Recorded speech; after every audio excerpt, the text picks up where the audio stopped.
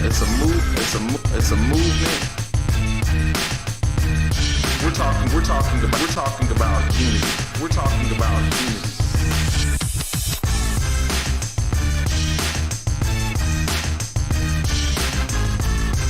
So we're aimed to taking down the system of race by educating, enlightening, informing, and positively debating with those who have counterviews.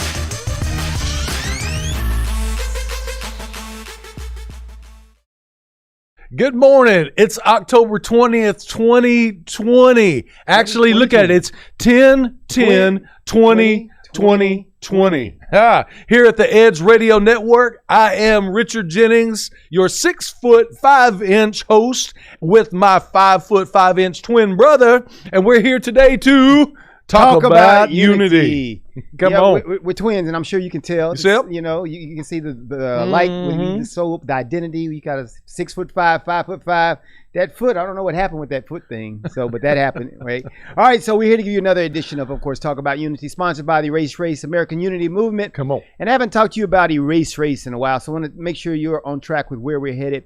You know, we got a lot of things happening. We've got these forums for discussion, which we think are so vital to really understanding why we need unity and how we get there. So we've been working on some forums. So we'll have some of those, and people can go to our Facebook page and see some of those coming up. We got some pretty intriguing things happening there. One of the other things we've got coming up is we got some book club discussions. The book that we're going to start with starting next week, next Wednesday, so stand by for this, is Isabel Wilkerson's Cast, The Origins of Our Discontent. Great book. Go check it out. Cast by Isabel Wilkerson. You're going to be enlightened. You're going to be amazed. It's not only got some really good history, but she really puts it into a new perspective. She gives you a new paradigm to understand this thing that we call race, which she puts in the caste system. You've probably heard about that from what happens in India. People know about the caste, but it's very down to earth. It's a great read, and she makes some very good points. We're going to be discussing it on our Facebook page or Zoom meeting. We'll have the format, but we're going to do that weekly, and we're going to do it probably for the next 10 weeks. So throughout the year, every week for an hour, hour and a half, we're going to sit and talk about that. We're going to make some people smart. Some people are going to be enlightened. Then we can begin taking some action. So that's some stuff that's going to happen. You know what? I think there'll be some people ticked off first. Sometimes people have to realize where they are, and when they realize where they are, they get mad before they get better. Yeah. Right? Because I don't want to own it. How many people don't want to own their stuff? Well, but it's going to be so objective where people can bring whatever baggage they got. That's good. They're going to bring their baggage. And then in the discussion, because, you know, that's the other thing that we're doing at E.R.A.S.E, we've got these rules for dialogue, which is so important because everybody can't come in there with just emotion and like, I'm mad at the world. I'm mad because something happened to my cousin Bebe a long time ago. And I'm mad now. And I'm going to come out. So that ain't happening. So it's going to be a good time because we're going to come in there and everybody's going to bring their intellect, their intelligence, regardless of what level it is. And we're going to come to some solutions together as we look at this stuff. And I think it's going to be really good. So that's coming up on E.R.A.S.E. Man, Carlin, my thing is we just have to just be straight up, honest, put it out there, be vulnerable, own it. And I just have to say this. And first, I want to honor you. I want to thank you for allowing me on this journey with you. And have you ever heard somebody say, whether it's an infomercial selling a product or a service, or a preacher that says this before his message, and politicians will say this, oh, this will change your life. I'm telling you, race. I'm saying it's a calling, it's a ministry, it's a movement. It will change your life. Yeah. You know, I've known you all my life, but this is changing my life. Right. It really is. And it's changing mine. I mean, and that's the thing. And so I think what we're learning in the experience is because everybody had their view about, especially racial issues. Everybody had their view coming in. And that's been the problem. Yep. Because everybody brings their baggage rather than us coming and saying, let me see, what's your baggage? What's my baggage? Let's put our bags together and let's sort through them. Let's get out the good stuff and leave the bad stuff. Yeah. And that's what this experience has really been about. The movement's really been about. You can bring your baggage, you can leave your baggage, but at the end of the day, we're sorting through all that stuff and saying, we got to create some good stuff together. Yeah. So that's what's happening. It didn't matter where you come from. Yeah. My genealogy is mostly on my dad's side, Choctaw Cherokee, and then mom is Irish, Polish, and Czech. And But we were raised in a diverse community at Waller High School and all that, and so I love those days. But you know what? I still have blind spots. I'm sure we're always going to have blind spots to a certain degree until we touch it and get through it and talk through it, and then once you're not blind anymore, own that too. But or you could be like Stevie Wonder. If you're blind, it doesn't hinder your life. You just adapt. Come on, wait a minute. To blindness. Do you know there's a conspiracy running around right now that say that Stevie Wonder is not blind? Oh, no, seriously. Come on now. That's enough. No, we had enough. Come on. No, conspiracies are just going off the deep end no, now. listen. Really? There was this talk show he was on, and they were singing. There was a bunch of people singing together like "We Are the World," right? But I don't think it was "We Are the." Maybe it was. And the microphone is falling. And he reaches over and catches it before it falls. There's a video out there. I think that was just a one-off. Somebody said, "Stevie, catch the mic," and then he caught it. Well, but even then, I'll tell you what. See, that's what people don't realize. Talk about blind. When you have a deficiency, such as blindness, you adapt in other senses. And it could be that guy. Stevie heard the wind happens. of the microphone, and he reached. Well, I mean, I don't know about that, but adaptation is amazing. Yeah, I know. Okay, so all right, and let me just wait. One more thing though. We haven't erased race. We got a funding campaign coming. Yes. Check it out. We call it our $1 million campaign, because check this out. We're going for 1 million people, $1 each. 1 million people, $1 each. That's it. How easy is that? Yeah, I mean, it's going to be tough to do, I'm sure, but $1.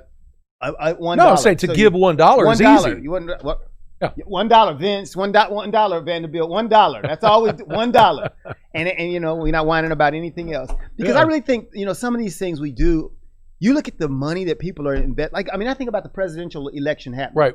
I'm like, these people spend millions. I mean, when I say millions, 50, 70, 80, 90, $100 million on a campaign. I think if we took all that campaign money, let's pour that out into society, you know, and let's start doing some good with that, you know. So that's what it's really about. And let's have everybody, you know, pitch in to do some things like that. So $1, everybody pitch in, and let's make this happen. Yeah, can you imagine? And that's part of what we have to do too, is cast vision regarding what the end game, what the end result is going to be. Coming together, having these conversations, if it can relieve and make better this racial tension and the injustice, and everybody getting on board to address those issues that really need to be addressed, how much better would our world be? Yeah. Not just America, not just Texas, not just our world, but the world. So we're going to do a lot in this talk about unity, but unity takes a plan, a purpose, a direction, and if you want to achieve it. So today's show is dedicated to highlighting the principles of unity, and we will do that in a very practical and easy to understand way. So that's what we're about today. What this show is dedicated to. But first, we want to cover what's happening out in the real world today. And wow, do we have some juicy stuff on that. Yeah, besides surprise, the conspiracy of Stevie Wonder not being blind. Oh, stuff, you know? Go look it up on YouTube. It is there. That's crazy. It's like, what kind of stuff we got going on? All right. Hey, but yesterday, you hear about Fauci and Trump going to war? Ooh, man. That's crazy. Ooh, did you see it? The look on his face, on Fauci's face. Anyway, go. You got it. Well, I mean, I just heard, because first of all, I heard Trump. And when you hear a Trump speak, of course, you get kind of used to that. And so you don't, you know, even we're getting used to even hearing some of this crazy stuff that Trump says, but it was just the feeling of, like I said, we're talking about unity. This guy's a human being. He's got a family. I mean, I'm just always thinking, he's a man. How much can you dog somebody out in public when they've got a family and things like that? And of course, I do this work of unity, so maybe I'm more sensitive to trying to get along with people. But everybody's not trying to do that. And the way he just degraded Fauci yesterday was pretty bad. Besides saying he was a disaster and saying these idiots and things like that, I'm like, this guy works with you, for you, or whatever. I mean, how could you do that? But he did. Yeah, if I would have listened to him fully, it would have cost us. What, 500 million lives? Yeah, 500,000. No, let me see. Wait. He said we would be at 500,000 rather than the 220 we are now. He said, then like 2 seconds later in that same sentence, he said, Well, and if I listened to him, it would be 800,000. Oh yeah. So he kept going up and saying 500 million. There's only 350 million in the United States. This is your lead researcher, lead scientist on the pandemic, and he's No, okay. So what really ticked off President Trump was when he said, Dr. Fauci said, "Well, we kind of yeah, he was we kind of saw it coming. We kind of saw it was we really thought that he was probably, after some of those events that he did, he was going to catch Corona. So so he watched 60 Minutes. So evidently the president watched 60 Minutes. He watches everything. And so he does. Yeah. He's got people evidently feeding him a lot of stuff because he watched 60 Minutes, and on there Fauci said that he knew that it was going to happen to the president, or he expected it was going to happen because the president was so careless about masks and things like that. So the president is the king of name calling, but when you call him a name, oh wow. The claws, he's like Wolverine. The claws come. Well, out. I don't think Fauci called him a name though. He just said careless. No, he's careless. No, if you call that. Yeah. Wow. He wasn't. So I got another one for you. What was that one? Okay, so this thing with 50 Cent getting upset. Oh yeah, money, man, dollars. He's going for Trump, and he's like. I can't use the word. I'm a pastor, so I can't use the words that he was saying. Oh yeah, he was. Well, he was blasting. He was gangster on him. Biden. He was gangster. He says, "What? In my tax bracket, the taxes are going to be like 65% of your income." Yeah. The picture of him, that of this lead article was he was putting down his star on the Hollywood Walk of Fame. Who 50 was? Yeah. And so they show that picture, and then they show his beautiful. It was like a cognac colored Rolls Royce. I mean, oh my gosh, beautiful car. And then they said, "Are you bankrupt or something? What happened to that?" Basically, he's bankrupt for them means I owe some people, but anyway, my millions over here in Switzerland and stuff like that. You restructure. Restructure. That's what bankruptcy means for them. His real money somewhere else. That's all he means. It's like here, all right. So the whole thing was. He said, "I am not going to support somebody that wants to take 65% of my hard-earned money." Yeah. He said, "You have to be losing your mind." That's a nice way to say it. So so let's finish this off before we go to break here in our first break. Yep. So you got 50, and then you got Ice Cube with the contract with Black America that he presented. So I started to call this segment "Rappers for Trump," right? Rappers for Trump, because all these guys now are signed, and I think it really more than anything is, all these guys are thinking a lot. There's a lot of economics because in that contract with Black America that Ice Cube has, it's about economic. He calls it economic justice, and he's basically saying we got a lot of things that we can do to fix some economic things. And he went to the Democratic Party, he went to the Republican Party, and he said, "Hey, I want to talk." The Democrats told him, "We'll talk to you after the election," and the Republicans said, "Let's talk now." Mm-hmm. So Cube was like, "All right, I'm good. Let's talk." And he talked to them. So then the Democrats started saying he's selling out and things like that. So but he's watching out for dollars. Said that he's selling out before they even had the conversation. And I like the way he was not abrasive. He wasn't mean about it, but he just really had a way of setting it straight. So he's a businessman. He's a businessman. Well, we have so much to talk about these principles for unity, but we're going to go away for just a second. And when you come back, I first have to say, listen, we're still in early voting in Harris County. Yeah. So we want everybody to go out to vote. And listen, don't vote the way somebody tells you to vote. Let's search that out in your own heart and look at the issues, be informed about the issues, and go vote with a clear conscience. Amen. Okay. So we'll be right back. Cool.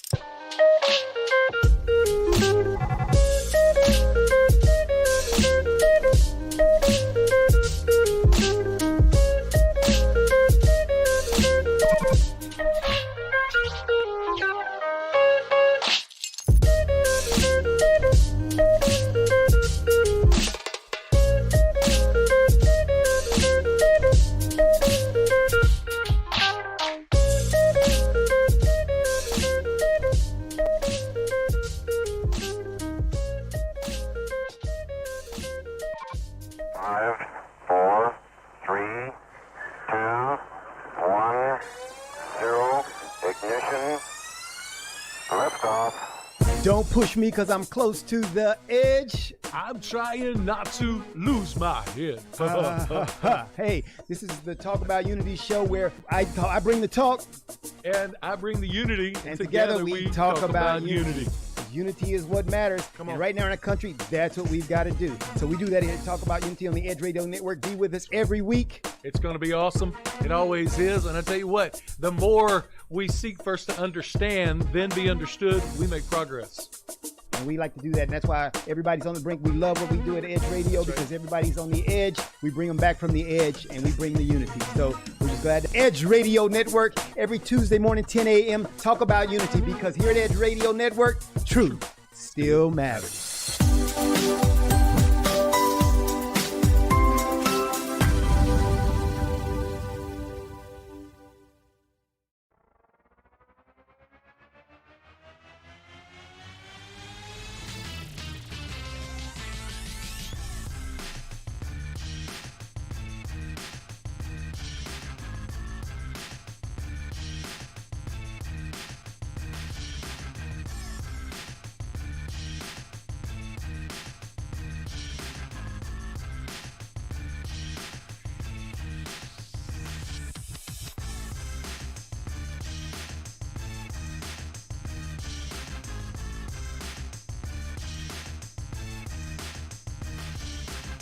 And we're back at Talk About Unity, sponsored by the E.R.A.S.E American Unity Movement. And as we were saying before we went to break, you got an opportunity now to go out and do that early voting thing, get out of the way so you don't have to stand in a really, really long line because you can probably find some places near you right now that have shorter lines. As the initial thrill when they first started, the lines were really long and some of the places they're getting shorter and you probably can find a place near you where that's happening. But get out there and do that thing and vote. And one of the things they want to stress is that, hey, there are more people that are running for office than simply the president. That's right. Because most people think of it as just the presidential election, but a lot of other things that, can affect what's going on in your community. So want to get out there and do that.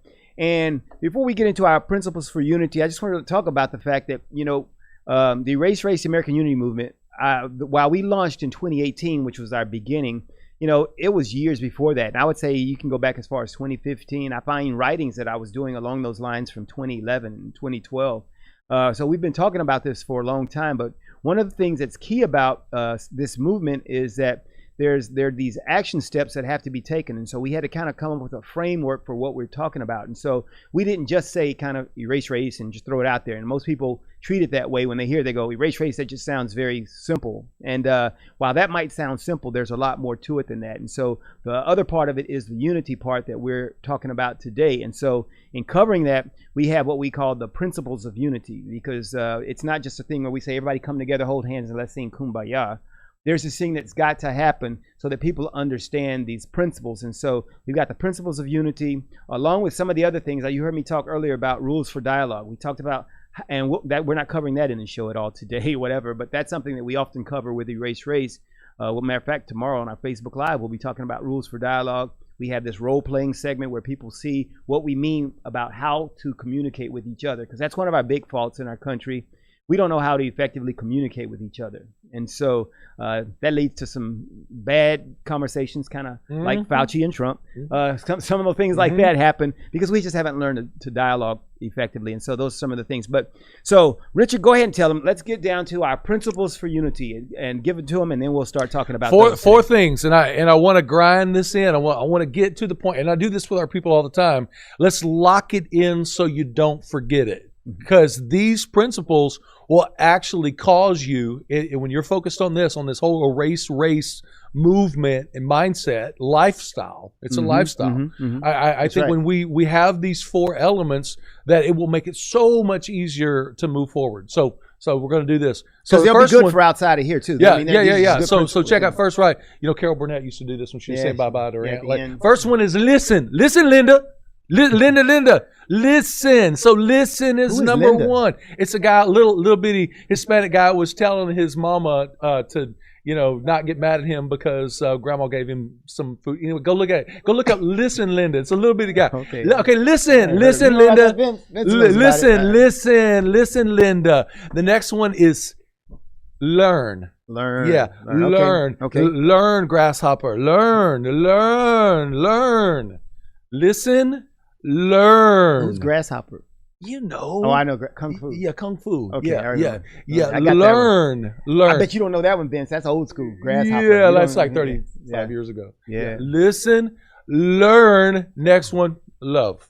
So it's we're not going far. Listen, learn, love, and last one, live. Live. Yeah. Go ahead and get it out. Get it out of your mind. Let it flow out of your heart and get it into your hands, your feet, your mouth, your eyes, your ears. So I'm gonna say it one more time. Listen, learn, love, and live. Outstanding. It's gonna All right. make a big deal. Go. Good. Really stuff. Okay, so let's cover each one of these. And Vince is over there. Vince is our producer here. He does all the good stuff over there. One day we're gonna have Vince on the show. We're gonna have Vince on. we We're gonna have bring to. Vince on the show and have him say some stuff. All right. So, but all right, let's get to these principles of unity. These are our principles by which we will bring about this thing that we want called unity. Listen, we've got to stop long enough to start hearing what other people are saying. All right. And sometimes we spend so much time trying to get out what we have to say that we don't take time to open our ears and begin listening. And so that's what we got to do, because so many reasons, and people have all kinds of reasons why they're not listening, but we got to understand that people simply are not listening. And as I was telling you before, in our rules for dialogue, we have this thing where before you even enter into a discussion, like we've got these 6 steps.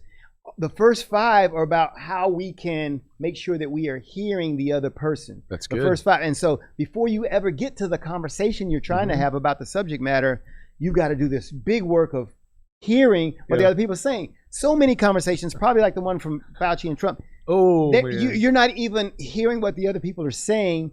You're just spending so much time getting out your stuff that you're not engaging the ears. Your mouth is moving and your ears are not engaged. It's like those things are mutually exclusive. It's like I do this and this is not working.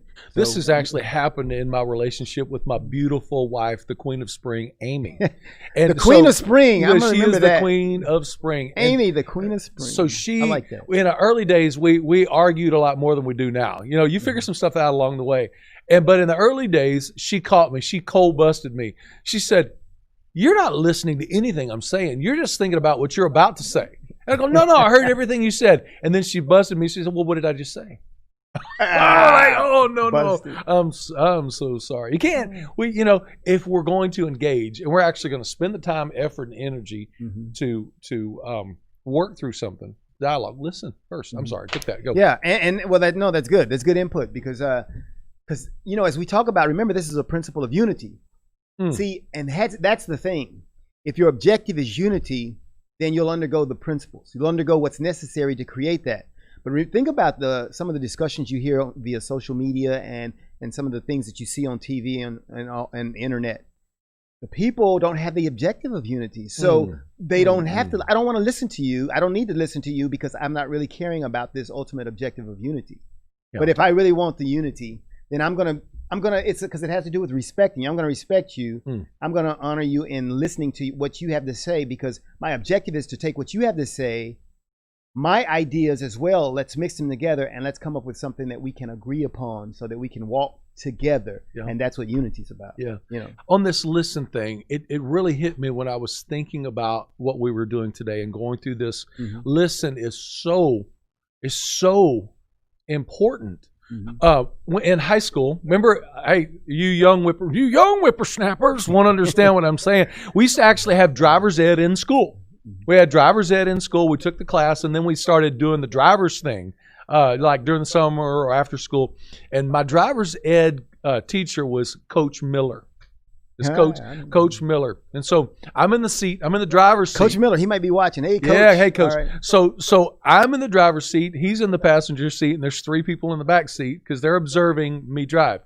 And so I'm thinking, I'm actually behind the wheel of this car.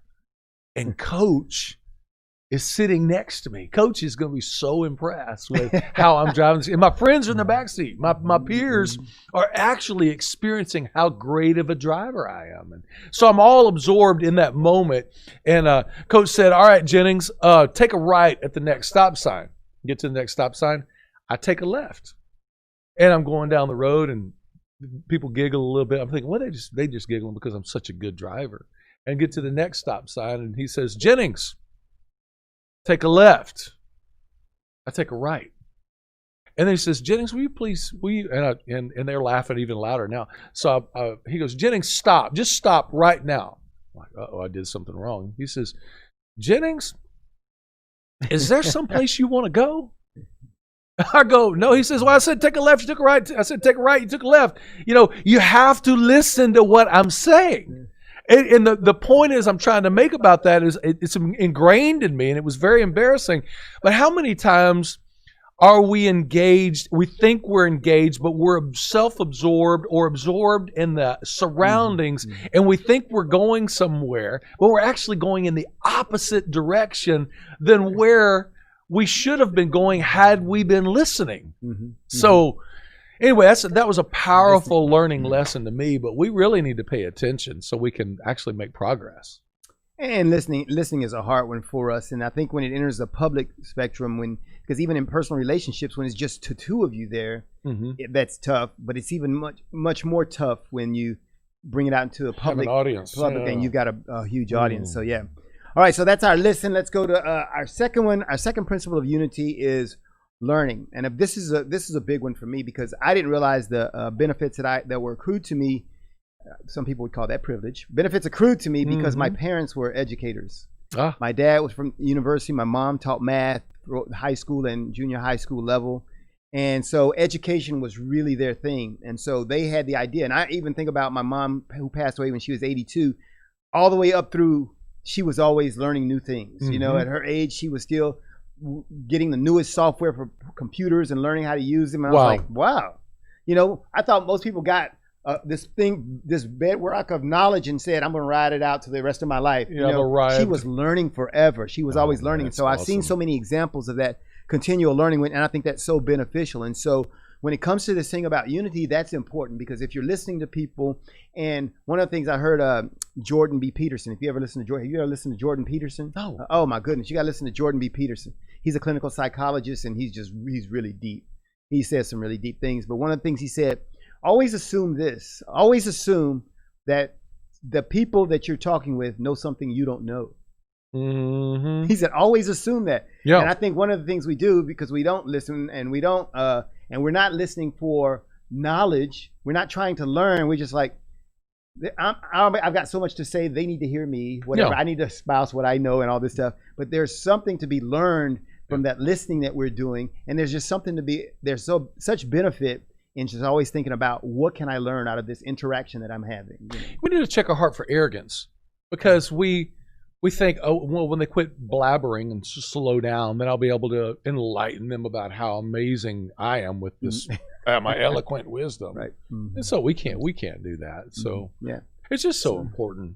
Yeah. So, you know, and the thing is, especially where we are right now in our country, we've got this division along population groups. Yep. Some would say blacks, whites. This racial tension that's happening, and I think it's the same principle. I think we spent so much time segregated that we don't think that the other group has anything to offer us. We don't think that we can grow together. We don't think that we can learn together. Yeah. And there's so much I think that we could learn. If we ever became the United States of America, if we ever really integrated, we'd find out there's so much that we missed out on learning from each other.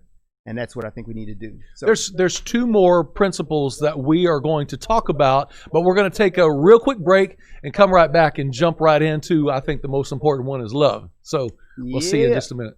We'll be back.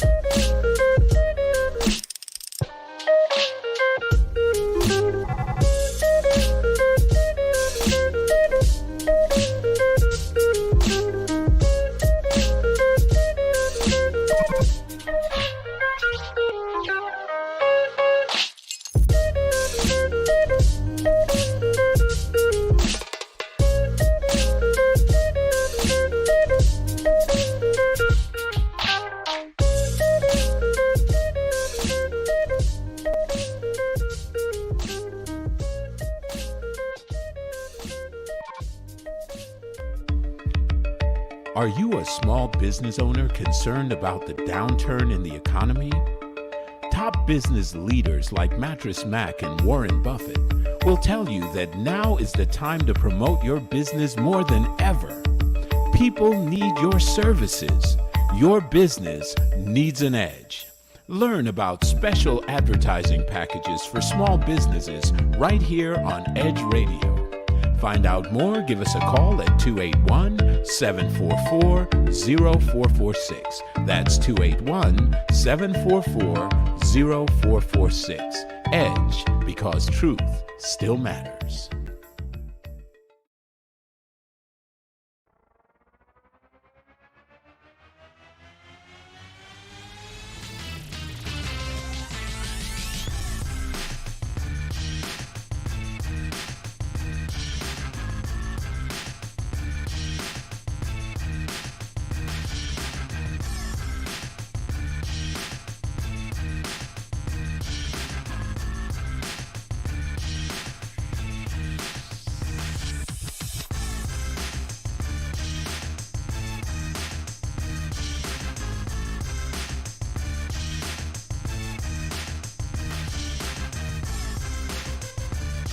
Welcome back to Talk About Unity, and today we're talking about these principles of unity. We're taking a deeper dive into some of the things that really bring about unity.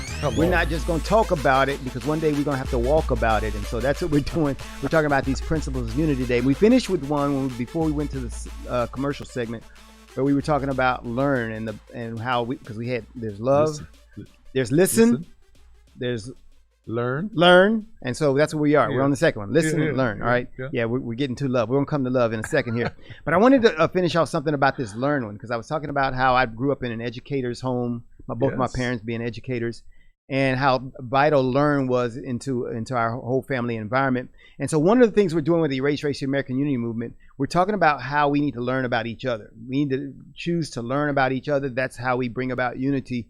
And we have this crazy idea. One of the things we're about creating a social media app where you can really engage at a family level and learn about each other. Because of COVID, now, because we were actually, before COVID happened, as we were doing some of the planning for this in 2018, we talked about how we could get families to begin engaging. And we were going to have events. We were going to have restaurants and businesses join in with us on this, so that they could get families to begin engaging across cultures and demographics. So that was going to be how we were going to do it. And so, of course, because of COVID and because we've been restricted on doing some things, we've got a new idea about how to do that. And we're talking about a family social media app. Okay. That allows families to scroll through, and you can find, it gives these breakdowns of the type of families that you've got out there. I've got 2 kids and they're teenager. I've got 4 kids. They're out of the house now. My wife and I are at home. We're retired. We're doing this, whatever. You can go across, you can look and research through the profiles, find a family and say, all right, let's begin dialogue family-wise. Tell me about your family. Tell me, and that way we get some family connections. And that's an ability to really learn about others, because we haven't done that very well. Because think about it, in our communities, and a lot of times now in our communities, we don't even know our next door neighbors, Right. And so definitely that's more split when you start talking about we don't know those people down the street who are not like us, We don't venture that way. So we need to be intentional about this. And that's one of the tenets that we have in our Erase Race movement. We talk about how this is going to have to be an intentional action, because if we leave it to ourselves, it's against our human nature. Doesn't mean it's something that you don't do because you're black or you don't do it because you're white or whatever, all these things that people talk about. It's because it's our human nature to simply, go with the known, go with what we know already, and not venture out into the unknown. That's kind of intimidating. And so that's one of the things we're doing in the Learn thing. So before you go to love, I just wanted to bring that up about that's a good Learn initiative that we've got in the Erase Race. And when we do learn, and then we know, then we should hold ourselves accountable for that and go against the flow, do something totally different. Yesterday, this happened yesterday. I had to go into our favorite grocery store. Walmart? Well, no, actually. Walmart's my favorite. Okay, well, H-E-B. I love H-E-B. Oh, you're H-E-B. It's a grocery store, not big box store. Well, they compete because Walmart's got Yeah. groceries. My wife loves HEB, and we have in the house HEB and Walmart wars. But anyway, go ahead. No, it's okay. So when I go into HEB, I'm over there on the far left side of the store because I had to pick up a prescription. You know, I'm getting old and I get prescriptions, right? So I'm getting ready to go in there to get my prescription, and there was this little old lady standing there on the side of the deal, and it's like the secondary exit, and it was all piled up over in the primary exit. So people were peeling out to the other side to leave the store. Well, there was a lady that was going through, just minding her own business, having a great day, and the little old lady said, "Ma'am, would you mind? Can I see your receipt? I need to check bags because everybody's peeling out over there." And just explaining, she says, "Well," and the lady got so offended. She said, "Well, I didn't see you check that lady's bag, and I bet you didn't check that lady's bag." And I just walked by and I just kind of shook my head, and not in an angry way, but just like, I can't believe we're getting spun up so fast over little things. So fast forward, I get my prescription, I'm walking out the door, and there's the little lady standing there, and she's in a much more sheepish kind of She's posture. scared somebody's going to jump her. She's now. scared. Yeah. And so when I walk past her, I already have my receipt in my hand. I got my bag, and she says, "Sir, do you mind if I check your bag?" I go, "Absolutely not. Thank you. You're doing a great job today." And so I handed her that and I said, "Hey, and God bless you, and I hope you have a great day," and walk past. And I'm like, let's lead by example. Yeah. Even if they don't ask for your You should have had receipt. on an Erase T-shirt. I should have. American hey, Unity. listen, We gotta yes, get you a shirt. yes. Yeah. And just wear it all the time. Unity. Just wear it all the time. And, lead by example. If people ask for things or not, but yet they're in a position where they might or usually do, then lead by example and just show, hey, this is okay. This needs to be a cultural norm. Some norms that we encourage are not bad. And that's one of those things that, come on, people just trying to do their job. If that was my grandma, I wouldn't want anybody to yell at them. So you ready? Let's move into principle number 3. The principle number 3 sounds so easy. Principle number 3, But LOVE. I got the rhyme happening. Not easy. It's not easy. Not with even the for LOVE. me. All right, let's get out of this. Let's go. All right, go. Love. It's love. People write songs, poetry, greeting cards. Oh man, love's the market. They talk about it. Yeah, Tina Turner. Come on, my mom is the white chocolate. She reminds me so much of Tina Turner. What's love got to do? Got to do everything. The Beatles. Love. All you need is love. Bum, ba, ba, ba, bum. Money can't buy love. Money can't buy love. Yeah, what is love? Love. Love is everything. Love is the key. Love is the key. And listen, we need to talk about what it takes for us to show love in a racially sensitive, angry world. The building is on fire. It is on fire. And so, just so we get a picture, America's building is on fire. Love is a bucket of water. Come on. Love is the fire hose. Yes. Love is, and so, but most people aren't running for the fire hose. Most people are running and grabbing the bucket of gasoline. Yep. And we should be running and grabbing a bucket of water. And so there's a lot we've got to do to understand what is required. And so, when we talked about listening and learning, if you get to those things, I think then that gives us a support for the ability that we need in order to love. Because that's the thing. A lot of us, I think, are incapable in our current situation because we're not even doing those things necessary to grab the fire hose or the bucket of water. We're doing things that are just, like I said, making that fire more intense, and so there's a lot that we've got to do, and and it starts with us deciding that we're going to hear other people and care about them, that compassion, and that's so missing. Like the act that you did yesterday, because you witnessed the nasty, you said, I'm not going to be that way. I'm going to be different. I'm going to be something. I'm going to show her something different, and that's what we've got to choose to do because most people are responding and they're reacting to what's happening to them, and so. You hit me, they've an eye for an eye, tooth for a tooth. You hit me, I hit you back, and that's the way it keeps going. Somebody's got to stop that. Love is not a fluffy feeling. Love is an action. It's an action. It's Love is a something- verb. Something that we do. Mhm. And, I think it's so important to embrace that. C.S. Lewis, in a book called Mere Christianity, Mhm. if you've ever wanted to read a book that will stick to your bones, this is a great book, very practical. So he says this, if you don't, and it works in every relationship, if you don't love, act like you do, and you soon will. Think about that. Yeah. If you don't love, act like you do, Mhm. and you soon will. We need to be more intentional about loving people. Cool. So important. We got one more principle to go, and so we're going to take a break. After we come back from the break, the last one is if you do all those other things, Yeah. if you listen, if you learn, and if you love, then you'll be able to do this last one that we're going to take when we come right back. So join us right after the break. That's good.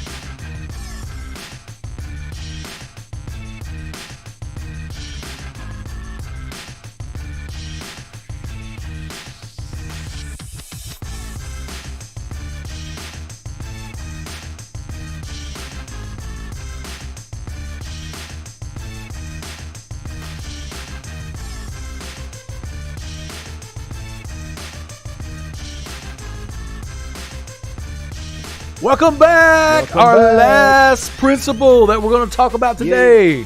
Remember, let me talk about the first three real quick. The first one is listen, learn, love. And the last one, principle, very important, is to live. Come on, Carlin, let's talk about this. This is so important. Yeah, live is important because when you think about live, and I like the fact that live kind of is a word that comes in. It's got all these other, I should say, derivative words from it, like life, like alive. All these have that concept of what it means to really live.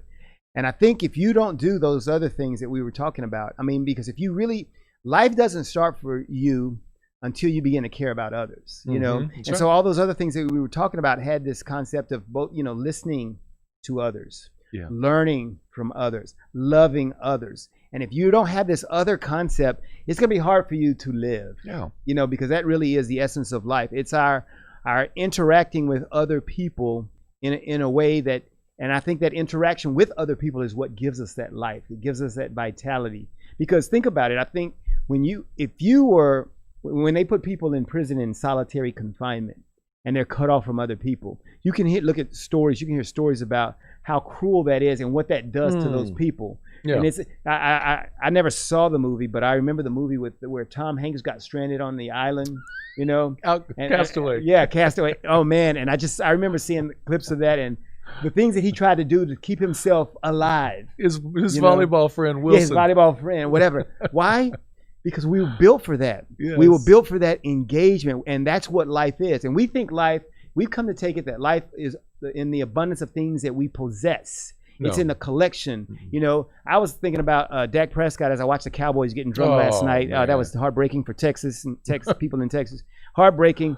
But Dak Prescott, and they were talking about how he passed up on the contract they wanted to give him a Oh. 4-year contract. He wanted a 5-year contract, you know, and the hundreds of millions of dollars he would have made. And I was just thinking to myself, you know, these people who make all that money, and you hear so many stories, and I'm not talking specifically about Dak Prescott, but you hear about these millionaires who commit suicide. Oh my goodness. I said, that is the ultimate in understanding that it really isn't in the stuff. Life is not in the stuff. That's right. And your life can be just as miserable with billions of dollars as with no dollars. I mean, right. And so we got to understand that's not it. Life comes from the way that we begin connecting with each other, and that's what we need to do. Life. And you know, it's intentional to move beyond the material things and the political things and the things that other people do that we may not agree with or we may not understand. And you can love people where they're at without loving what they do. Right. Mm-hmm. You know, you can as a pastor, you know, the phrase, you can love the sinner without loving the sin. And you know what? If we would stop focusing on all their flaws and spot the one or two things, maybe you only see one or two things. If you look hard enough, you can see good in everybody, and just celebrate that. Thank God that they're alive, you know, and Alive. as long as they are alive, and as long as we are living, there's an opportunity for change and for growth and for reconciliation. We got to move towards that. We really do. It's a great season. You know, and it's sometimes I think, and especially in our culture today, it's about there's so many things in our culture that I think keep us from really being alive or really living. You know, which is what we're talking about, to live. And we spend so much time, and I think people begin to think that life is, I've got to get on Facebook and this is life now. And we take that thing, and while it is a medium that can be used for some things, there's some good things that can come about via that. We got to understand, though, that's very second rate to really living. That's second rate to being alive. First rate living is engaging with people. You know, that's first rate living, when we really can be engaged with each other. Because, you know, and actually that's second rate because we first need to engage with God. But within that context, we really got to engage with each other. And if we do that, we'll discover what it means to live. And we look at America and the racial tensions that we have. We have not begun to live until we've begun to engage across these cultural demographics. And I tell people this all the time. If they had lived my life, they would be doing exactly what I'm doing. You know, you would be doing, because you understand. I mean, because of all of the different cultures of people around the world that I've engaged with, there's no way that I could ever go back to saying, I'm a black person or living in my black world or whatever. I mean, I understand what some people just are in love with their quote unquote black culture. I understand that. I understand why. I grew up in Prairie View, and people knows in Prairie View, that's a black city. It was Blacktown, USA, whatever. And we got all the black history, watching Prairie View's band. I mean, these were what people would call black experiences. And those things are still cool. I still look forward to seeing their band perform. And I like the things that happen in Prairie View. However, that is so small to the world that's out there. And there's a whole lot bigger world. And my experiences are just as exciting when I went and dealt with my Iraqi friends in Baghdad, Iraq. We had those same things. There are things that I miss about Baghdad, Iraq. When my wife and I go to Nigeria, there are things I love about that. And the same thing happens in various communities here in the United States when I go with a different group, whatever. And so in my life, I'm bringing those worlds together, because that, to me, is life. And we have to be intentional about getting outside of what's comfortable and what is known, and really understand that there is you said, I'm just saying in a different way, there's a much larger world out there besides the ones that we live in. And the beauty of discovery when we move into life with cultures that are different than we are, and to hear the stories, ask the questions, why do you think that way? Like when people, I'm having an argument, not really an argument, more of a debate or a conversation of differences, and then I say something that I think is indefensible, because I built a great argument about some things. Sometimes I'm like, no, actually, now that I think about it, I'm an idiot. But when I say something like that, Queen of Spring, you hear him say that? Queen of Spring. Yeah, she'll agree. So, but there are some times when you're having a conversation with somebody that's angry, frustrated, because all they see is the injustice, but they don't have a good argument or an intellectual position on something. The first word out of their mouth towards me is, "Well, you're a racist." Yeah. But then my response is, honestly, I want to grow and I want to know, how is that? All I did was said something about this one political issue or cultural issue or policing issue or world issue, and all of a sudden now I'm a racist. I really want to know, and somebody that I've invested in a relationship with, now all of a sudden they're on the defensive and they have to defend. They have to defend that, and if they're honest and they don't have an argument, they just didn't. That's like, I'm losing the argument, so let me say it. You're a racist. And then all of a sudden I move from having this discussion into defending, oh, well, I have black friends and then I've done this and I've done. No. Stop being so defensive. If you're trying to defend why you're not, come on. Just lay that down and say, no, explain to me why you say that I am, but say that in a way, not in an angry way, but give them an opportunity to articulate why they say you are. You may find out that, oh, guess what? I am. And I need to repent and I need to get better. I had a blind spot that I didn't even know I had, and then move forward with that. So, and I've got a great thing that we're going to do with because we're going to stop all the labeling and things such as racism. I mean, I've got this graphic that I'm putting together, and it'll be a video presentation, but it shows that we've all got issues somewhere along the spectrum. So if you take this and let's say if you had an end, I don't use such words, but if you had racists on this side and non-racists on this side, the reality is every single American, every single person has these biases, and it would be a dot somewhere on that line. But in addition to that dot on that line, you've got all these other things. And so your life is comprised of a whole lot of things that you quote unquote are. You feel this way about this thing, and it's somewhere along that spectrum. For every human being, you're probably dotted along that spectrum in a whole lot of places. And so here's what the idea of race does. Race says you're fixed in this one little box right here. You're fixed in this box, and that's where you belong. And so when somebody says, Richard, you're a racist, they take that one dot, stick it there, and you stay right there and you don't move. And that's not only does it not make sense, it's not true. All right. And so none of us are that one dot. We're all in our lives somewhere along the spectrum, and multiple places along the spectrum, and it changes. We go forward and backward in our lives as we go, whatever. So what's the point of labels? They're useless. That's right. Listen, learn, love, and live with people, and you'll find out who they are, and you can call them by name and not racist. The discovery of when we live and experience and move into relationship, it becomes, in the beginning you're intentional, but then it becomes second nature after a while, and things that happen in your life that you discover turn into beautiful moments, and they actually become a part of your psyche, a part of your memories.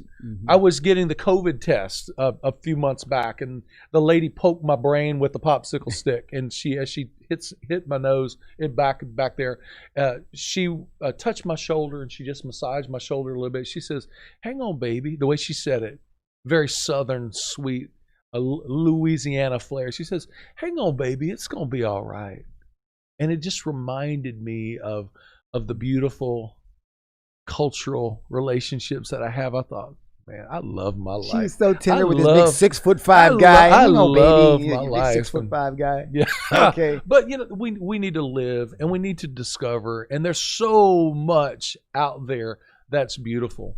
And so, well, you know what? We need to talk a lot more about this, but it's right. It's we'll get to it. We'll get to it in the coming weeks. We're going to continue the dialogue. Hey, but I want to, before we go out, I want to tell you all to be on alert. Go out to our Eddie Race Races on Facebook, and I'm going to put information out there that talks about our book club. Remember, we're going to start with Isabel Wilkerson's cast, The Origins of Our Discontents. A great read. I mean, if you really want to get smart about this whole thing in our country about race and where we're headed, then you'll need to read that book, and everybody will be cool. All right. That's it. So that's it. We thank you for this week. Talk about unity. Like I said, we're going to get Vince on here later on. Vince is going to send us out with our dynamic music, and so you all will be listening to that. And so we're out for this week, and we'll see you all next time on Talk About Unity.